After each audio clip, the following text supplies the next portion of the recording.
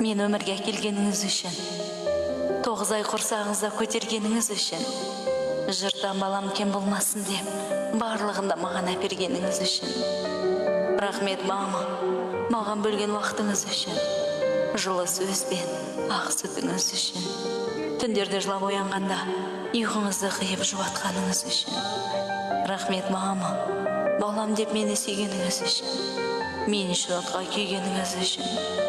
Жарығым, жаным, алтыным деп еркелеткен сол бір сөздеріңіз үшін. Рахмет, мама, шексіз махаббатыңыз үшін, мейірім мен шапағатыңыз үшін. Жылы жұмсақ маған арнап, балам деп мен атағаныңыз үшін.